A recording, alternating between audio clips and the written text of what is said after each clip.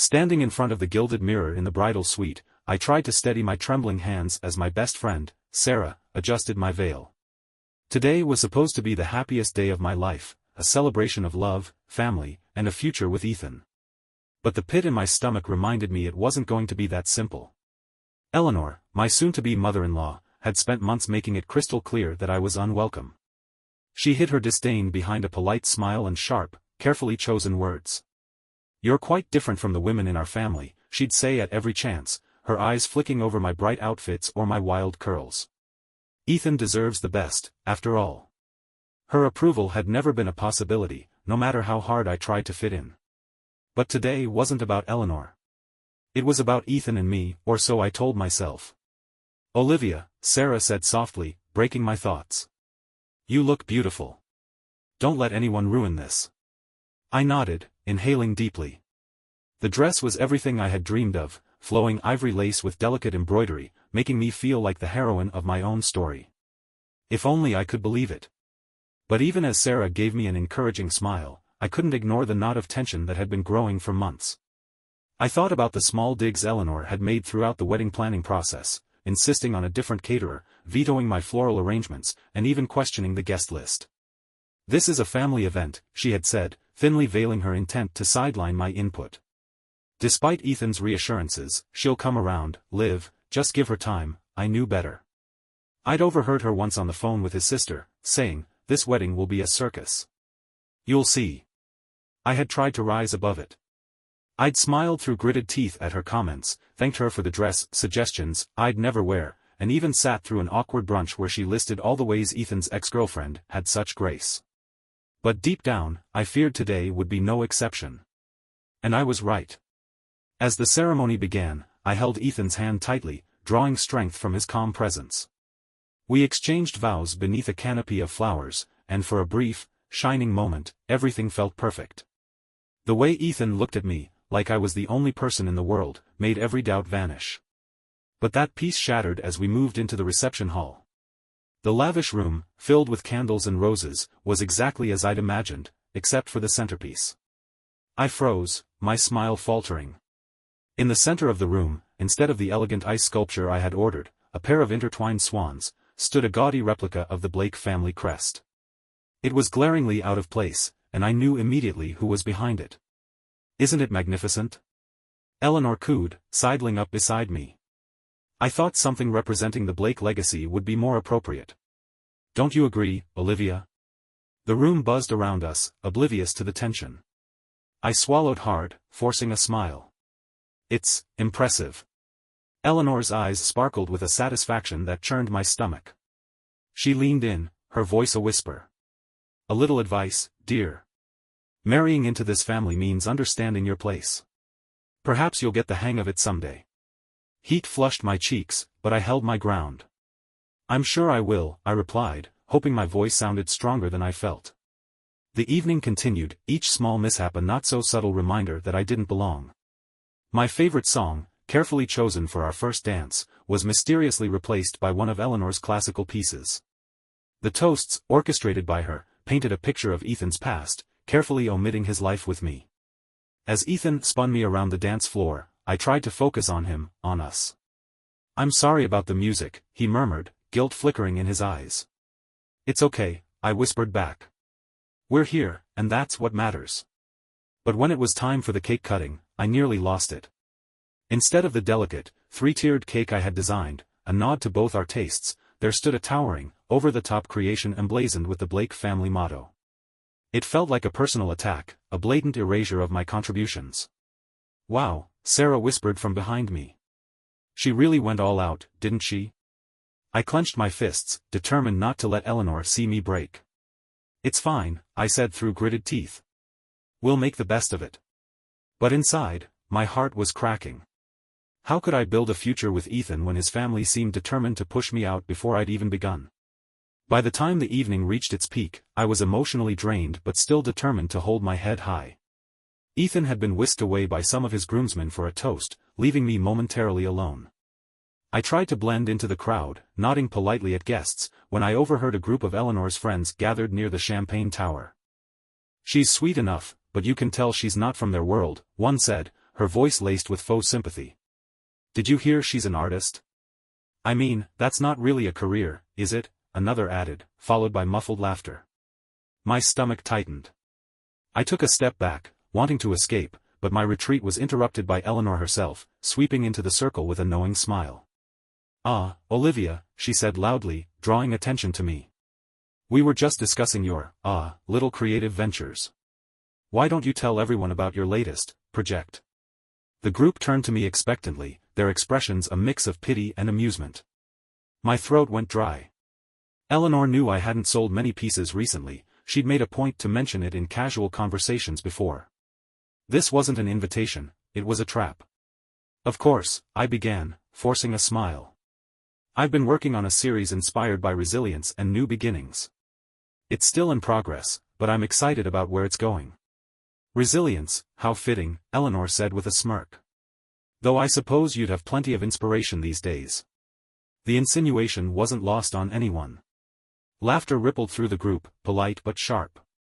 My cheeks burned, and for a moment, I considered walking away. But then I remembered Sarah's words earlier, don't let anyone ruin this. I suppose I do, I said, lifting my chin. But that's the beauty of art, isn't it? Turning life's challenges into something beautiful. It's a skill I've perfected over time. Eleanor's smile faltered, just slightly, and I took that as my cue to leave. I walked away with my head held high, but inside, my heart was pounding. I made my way to the corner of the room, desperate for a moment to breathe. Before I could collect myself, Ethan appeared, concern etched on his face. Liv, are you okay? You looked upset. I'm fine, I said quickly, not wanting to spoil his night. But as I glanced across the room and caught Eleanor watching me with a satisfied smirk, I knew I couldn't keep pretending everything was okay. The humiliation, the sabotage, it was all building to something, and I wasn't sure how much more I could take. I barely made it through the rest of the evening. Each time I felt like I could compose myself, Eleanor managed to find a new way to cut me down. Whether it was a subtle jab disguised as a compliment or the way she kept pulling Ethan aside, as if to remind him who really mattered in his life, her message was clear, I wasn't good enough. As the band played its final song and the guests began filtering out, I was finally able to slip away to a quiet corner of the venue. The warm glow of the fairy lights and the hum of laughter in the background felt worlds away as I leaned against a pillar, exhaling shakily. I didn't realize I wasn't alone until I heard the unmistakable click of Eleanor's heels approaching. There you are, she said, her voice dripping with faux concern. I was starting to think you'd disappeared on us. Not exactly the graceful hostess tonight, are we? I turned to face her, determined to keep my composure. I've been here, Eleanor. Trying to enjoy what's supposed to be one of the happiest days of my life. She smiled thinly, tilting her head as if she hadn't just spent the entire evening undermining me. Oh, Olivia, don't be so dramatic. You're married now, you'll have plenty of happy days ahead. Besides, you'll come to realize that this family has its own way of doing things. You might find it easier if you learn to adapt. There it was again, that condescending tone that made my blood boil. What exactly are you trying to say? I asked, my voice low. Eleanor's smile widened, but her eyes were sharp. Only that marrying into the Blake family comes with responsibilities. Traditions to uphold. Standards to meet. Not everyone is cut out for it, but I'm sure you'll do your best. I stared at her, 1,000 retorts bubbling to the surface, but I couldn't bring myself to say any of them. Because deep down, I knew this was a game to her, a power play. And she was winning. I think you've said enough, Eleanor, a voice said suddenly. I turned to see Ethan walking toward us, his jaw set and his expression dark. Ethan, darling, Eleanor said, her tone sweet but her posture stiffening. I was just having a little chat with Olivia. Nothing serious. Is that what you call it? Ethan said, stepping between us. Because it sounds to me like you've been going out of your way to ruin her night. And I'm done letting you do it. The tension between them was palpable. For a moment, I thought Eleanor might back down, but she just straightened her posture and looked Ethan square in the eye. Don't be ridiculous, she said coolly. I've done nothing of the sort. If Olivia feels uncomfortable, perhaps that's something the two of you should discuss. Ethan didn't flinch. No, Mom. This isn't about Olivia. It's about you. You've made it clear from the beginning that you don't think she's good enough for me. But here's the thing, you don't get to decide that. I do. And I've chosen her. So if you can't respect that, maybe it's time we take a step back from this family dynamic. My heart ached and soared at the same time. Ethan had always been supportive, but I hadn't expected him to stand up to Eleanor so directly. Eleanor blinked, clearly stunned. For the first time, her carefully crafted mask of composure slipped, revealing a flicker of uncertainty. Ethan, she began, her voice softer now. You're misunderstanding. No, Mom, he interrupted. I'm not misunderstanding anything. This ends tonight. Olivia is my wife, and she deserves your respect. If you can't give her that, then maybe we'll need to rethink how involved you are in our lives. The silence that followed was deafening. Eleanor opened her mouth as if to respond, but then she closed it again, her expression unreadable. Without another word, she turned and walked away, her heels clicking against the polished floor. Ethan turned to me, his shoulders relaxing. Are you okay? He asked softly, reaching for my hand. I nodded, though my emotions were all over the place. Relief, gratitude, and a lingering sadness swirled inside me as I leaned into him. I am now, I said. But even as we left the venue hand in hand, I couldn't shake the feeling that this wasn't over. Eleanor wasn't the type to let things go, and I knew earning her acceptance, if that was even possible, would take more than one confrontation. The next morning, I woke up to sunlight streaming through the hotel curtains and Ethan's arms wrapped around me. For a moment, I allowed myself to savor the peace, pretending that the events of the previous day were just a bad dream. But as I checked my phone and saw a barrage of messages, reality came crashing back. Eleanor hadn't wasted any time. The first message, from Sarah, read, Your mother-in-law is telling people you overreacted last night. She's playing the victim card hard. Just a heads up. I exhaled sharply, scrolling through more texts from other friends who had attended the wedding. Apparently, Eleanor had taken it upon herself to clarify the events of the reception to anyone who would listen. According to her version, I had been overly sensitive and had blown innocent remarks out of proportion. It's not enough for her to ruin my wedding, I muttered under my breath. Now she's rewriting history. Ethan stirred beside me, his hair rumpled and his face groggy. What's wrong? He asked, sitting up when he saw my expression. I hesitated, not wanting to drag him into the drama first thing in the morning, but he was my partner now. He deserved to know. I handed him my phone and watched his face darken as he read through the messages. She's unbelievable, he said, tossing the phone onto the nightstand. She can't just let us have this, can she? I shrugged, trying to appear nonchalant even though my heart was pounding. I don't want to make this a bigger deal than it already is. Maybe we should just let it go. Ethan's eyes softened as he took my hand.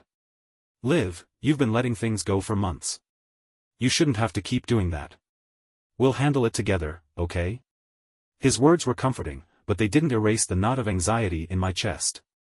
I couldn't help but wonder how much damage Eleanor's words were doing, and how many people were already convinced I was the problem. Over the next few weeks, I tried to focus on settling into married life with Ethan. Our honeymoon was a welcome escape, a 2-week retreat in the Italian countryside where we could simply enjoy each other's company without the shadow of Eleanor looming over us. For the first time in months, I felt like myself again. But as soon as we returned home, reality hit like a tidal wave. Eleanor invited us to a family dinner, the first gathering since the wedding. Ethan hesitated when he saw the invitation, but I encouraged him to accept.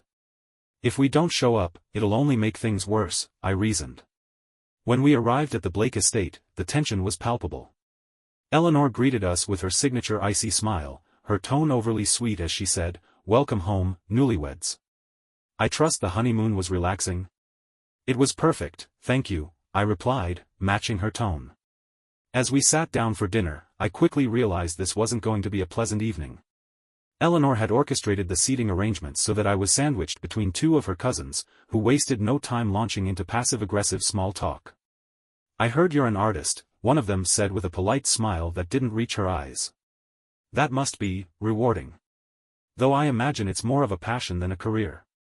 I forced a smile, gripping my fork tighter than necessary. It's both, actually. I've been fortunate to make a living doing what I love. Eleanor chimed in from across the table. Oh, Olivia's very creative. Though I imagine it must be challenging to make ends meet in such an unpredictable field. The veiled insults continued throughout the meal, each one chipping away at my composure. I could feel Ethan's frustration growing beside me, but he held his tongue, likely trying to avoid escalating the situation. After dessert, Eleanor cornered me in the kitchen while the rest of the family mingled in the living room. "Olivia," she began, her tone deceptively kind. "I hope you understand that my remarks tonight weren't meant to upset you. I simply think it's important for you to have realistic expectations about life in this family." "Realistic expectations?" I repeated, my voice steady despite the anger bubbling beneath the surface. She nodded, folding her hands primly. "Yes. Ethan has certain responsibilities, and as his wife, you'll need to support him. It's not about individuality, dear, it's about contributing to the greater good of the family." I stared at her, struggling to process her audacity. "Eleanor, I love Ethan, and I'll always support him. But that doesn't mean losing myself in the process. Being part of a family shouldn't mean erasing who I am." After the family dinner, I could feel the tension between Eleanor and me becoming something of an unspoken war. Every comment, every forced smile, every subtle slight was a reminder that she didn't see me as part of the family. Ethan did his best to shield me from it, but I knew it weighed on him too. I could see it in the way his jaw tightened whenever Eleanor made a pointed comment or how he'd glance at me, silently apologizing for her behavior. But one fateful day, everything shifted. It was a Saturday afternoon, and Ethan and I were hosting a small housewarming party at our new home. I'd worked tirelessly to make it perfect, hand-picking flowers for the centerpieces, hanging my own artwork on the walls, and creating a warm, inviting atmosphere. The house filled with laughter and conversation as our friends and family mingled. For once, I felt like I was in my element, surrounded by people who genuinely cared for us. But then Eleanor arrived. She walked in wearing a dress that screamed "Look at me," her diamond necklace glittering under the lights. She scanned the room, her eyes lingering on the small details I'd painstakingly planned. I could tell she was already critiquing everything in her mind. "Lovely place," she said, her tone neutral as she kissed Ethan on the cheek. "A bit quaint, but it suits you." I clenched my teeth but forced a smile. "Thank you, Eleanor. I'm glad you could make it." She wandered through the house, her sharp eyes taking in every detail. When she reached the living room, where I had displayed some of my favorite paintings, she stopped and stared. "Are these yours?" she asked, her tone unreadable. "They are," I said cautiously, unsure of where this was going. She tilted her head, studying the largest piece, a vibrant, abstract work that symbolized growth and resilience. "It's interesting," she said finally, though her expression gave nothing away. I wanted to scream. She couldn't even give me a genuine compliment without making it sound condescending. But before I could respond, something unexpected happened. One of Ethan's cousins, a woman named Margaret who I'd only met a few times, approached us. "Olivia, this piece is stunning," Margaret said, gesturing to the painting. "I didn't realize you were such a talented artist. Have you ever exhibited your work?" I blinked, taken aback by the genuine admiration in her voice. "Thank you. I've had a few exhibitions in smaller galleries, but nothing major yet." "You should consider it," Margaret said, smiling warmly. "Your work has so much emotion and depth. I'd love to see more of it." Eleanor's expression faltered for a split second before she regained her composure. "Yes, well, art is subjective," she said, her tone dismissive. Margaret shot her a sharp look. "Art is subjective, but talent is undeniable. Olivia, your work is incredible. Don't let anyone tell you otherwise." I felt a surge of gratitude toward Margaret, and for the first time, I saw a flicker of doubt in Eleanor's eyes. She wasn't used to being challenged, especially by her own family. The rest of the evening passed without further incident, but I couldn't stop thinking about that moment. For so long, I'd let Eleanor's opinion of me dictate how I felt about myself. But Margaret's words reminded me that I didn't need her approval to be worthy. A week later, something strange happened. Eleanor called Ethan and asked if we could meet her for lunch. Her tone was unusually soft, almost hesitant, and Ethan seemed as surprised as I was. "I think she wants to make amends," Ethan said, though his expression was skeptical. I wasn't so sure. Eleanor didn't strike me as the type to admit she was wrong, let alone apologize. But I agreed to go, curious to see what she had to say. We met at an upscale restaurant, the kind of place where Eleanor thrived.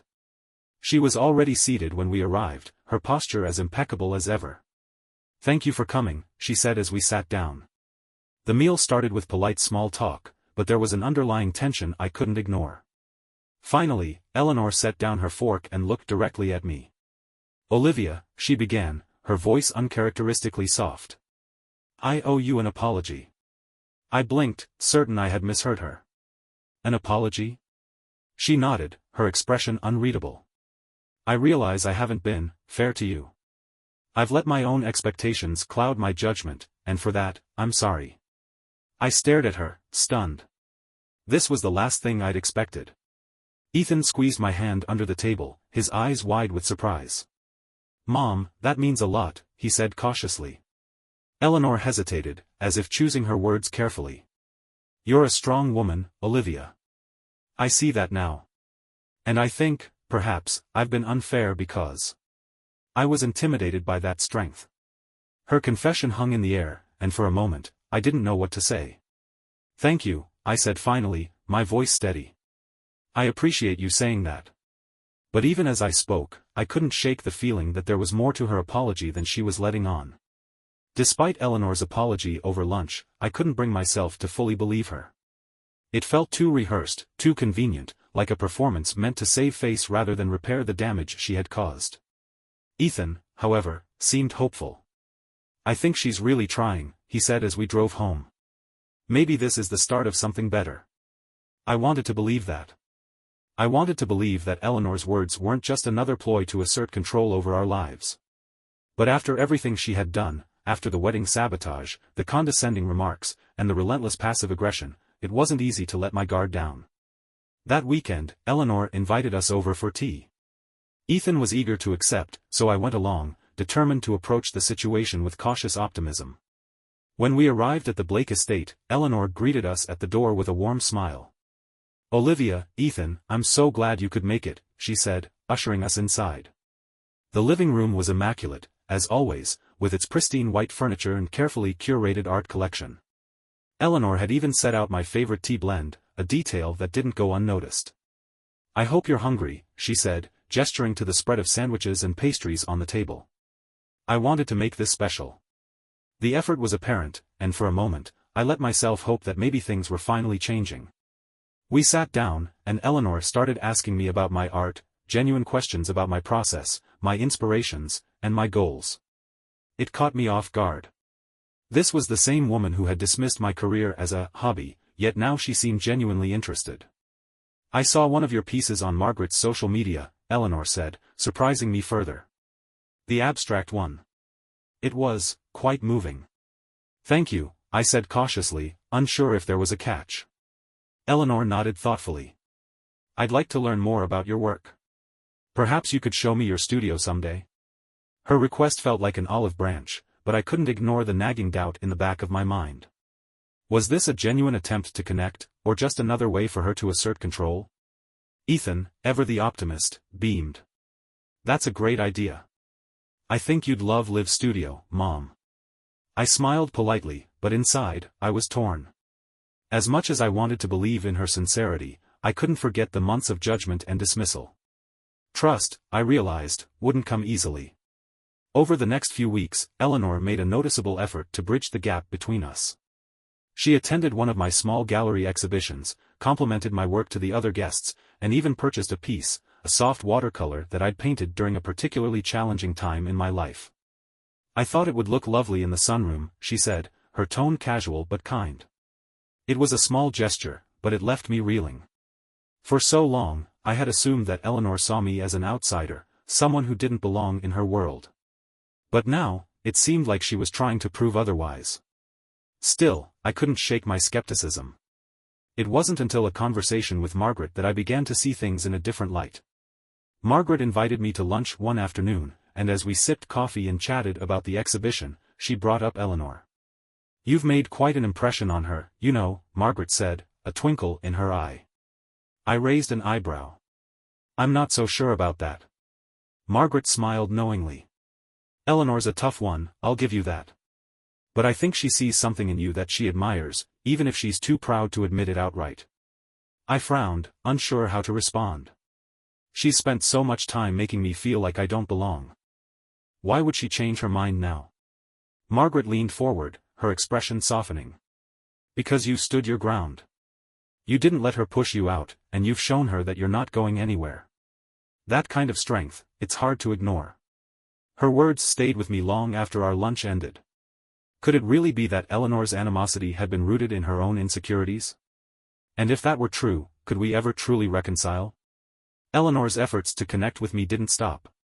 True to her word, she visited my studio a week after her tea invitation. I had prepared for the meeting with equal parts dread and hope, unsure how things would unfold. When she arrived, she looked completely out of place among the paint-splattered floors and half-finished canvases. Dressed in her tailored navy suit and perfectly polished heels, Eleanor glanced around with an expression I couldn't quite decipher. "This is where you work?" she asked, her voice softer than usual. "It is," I said cautiously. "It's not much, but it's mine." Eleanor stepped closer to one of the canvases, a swirling mix of blues and golds that I'd been experimenting with. "You create all this here? On your own?" I nodded, unsure if her tone was admiration or something else entirely. After a moment, she turned to me. "I never understood art," she admitted, her voice almost reluctant. "Growing up, we were taught to value things that were tangible: homes, wealth, traditions. Art always felt frivolous to me." Her words stung, but there was no malice in her tone, only honesty. "That's the thing about art," I said, gesturing to the paintings. "It's not about being tangible. It's about emotion, about capturing something you can't always put into words." Eleanor studied me for a moment before turning back to the canvas. "I see that now," she said quietly. The air between us shifted, and for the first time, I felt like she wasn't just tolerating me, she was trying to understand me. "Would you like to try?" I asked impulsively, surprising even myself. She raised an eyebrow. "Try what?" "Painting," I said with a small smile. "You don't have to be an artist to enjoy it. It's freeing, in a way." Eleanor hesitated, her gaze flicking to the brushes and paints scattered on the table. "I wouldn't know where to begin." "That's the best part," I said. "There are no rules. You just start." To my surprise, she nodded. "All right. Show me." I handed her a brush and guided her to a blank canvas. At first, she was hesitant, her strokes stiff and cautious, but as she worked, her movements became looser. She even smiled a little, a rare and genuine expression I wasn't used to seeing. By the time we finished, the canvas was a chaotic mix of colors, but Eleanor looked surprisingly pleased. "Not bad for my first try," she said, stepping back to admire her work. "Not bad at all," I agreed, feeling a flicker of hope. As she left the studio that afternoon, Eleanor paused at the door. "Thank you, Olivia," she said, her voice unusually warm. "For inviting me into your world." I nodded, unsure how to respond. But as the door closed behind her, I realized that this was the first time Eleanor had truly tried to meet me halfway. A few days after our studio session, Eleanor called me unexpectedly. "I'd like to take you somewhere," she said without preamble. Curious, and admittedly a little nervous, I agreed. She picked me up the following afternoon, and we drove to an unfamiliar part of town. Eventually, we pulled up in front of an old but charming house surrounded by overgrown gardens. She turned to me, her expression uncharacteristically vulnerable. "I've been hard on you, Olivia, because I see so much of myself in you. And I didn't want you to go through what I did, feeling like you had to change to fit in. But in trying to protect you, I ended up doing the very thing I swore I never would." Her admission left me speechless. For so long, I had seen Eleanor as the villain in my story, but now I realized she was just as trapped by expectations as I had been. "I don't want us to be at odds anymore," she said, her eyes meeting mine. "You're part of this family now, and whether I've shown it or not, I respect you. I just needed time to see it." I felt tears prick my eyes but blinked them away. "Thank you, Eleanor," I said softly. "That means more than you know." As we left the house, I felt a sense of hope I hadn't felt in months. Maybe, just maybe, this was the beginning of a new chapter, for both of us. After that visit to Eleanor's grandmother's house, something between us shifted. It wasn't instant, decades of habits and pride don't dissolve overnight, but for the first time, Eleanor seemed to She began reaching out more frequently, not out of obligation or politeness but with real interest. A week after our trip, she invited Ethan and me over for dinner. When we arrived, she greeted me with a warm smile instead of her usual formal reserve. "I thought we'd keep things simple tonight," she said, leading us to the dining room. No grand meals or elaborate settings, just family. The table was set modestly, a far cry from the ornate dinners she typically hosted.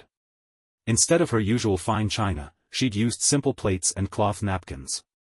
It was a subtle gesture, but I recognized it as her way of making me feel comfortable. As we ate, Eleanor asked me about my latest projects, genuinely curious about my work.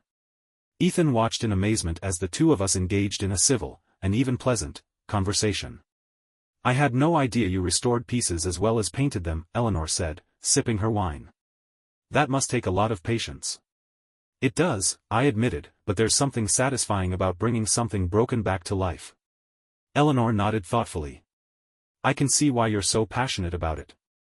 It's admirable what you do."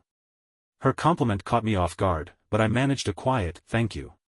Later, as we cleared the dishes, Eleanor pulled me aside. "I wanted to say again how sorry I am for how I've treated you," she said, her voice low so the others wouldn't overhear. "I know I can't erase the past, but I hope we can move forward." I searched her face for any sign of insincerity but found none. "I'd like that," I said, meaning it. The true turning point came a few weeks later, on an otherwise unremarkable afternoon. I was at home working in my studio when Eleanor arrived unexpectedly. She carried a small, wrapped package in her hands, her expression unusually nervous. "I hope I'm not interrupting," she said, glancing around the studio. "Not at all," I replied, setting down my brush. "What's this?" She handed me the package, her hands fidgeting slightly. "I wanted to give you something. It's long overdue." I opened the package carefully, revealing an old, leather-bound journal. The edges were worn, and the pages inside were filled with delicate handwriting. "It belonged to my grandmother," Eleanor explained. "She used to write poetry, nothing professional, just for herself. After she passed, I found this among her things. It's one of the few pieces of her I've kept all these years." I looked at her, stunned. "Eleanor, this is incredible. Are you sure you want me to have it?" She nodded. "I think she'd want you to have it. She believed in creativity, in leaving something behind that mattered. And I see that same spark in you." Her words brought tears to my eyes. For so long, I had felt like I was fighting to prove my worth to her. But in that moment, it felt like she was finally acknowledging me, not just as Ethan's wife but as a person. "Thank you," I said, my voice thick with emotion. Eleanor smiled, and for the first time, it reached her eyes. "You're welcome, Olivia. I hope it inspires you the way it inspired her." Update. Months passed, and our relationship continued to evolve. Eleanor and I weren't best friends, but we were no longer adversaries. She began attending my exhibitions, even bringing her friends along to support my work. At family gatherings, the tension that had once been so palpable was replaced with genuine warmth. She still had her moments, old habits die hard, but I no longer felt like an outsider in my own family. Thank you for watching the video, subscribe and turn on notifications to be the first to have radish and real stories with you. Have a great day.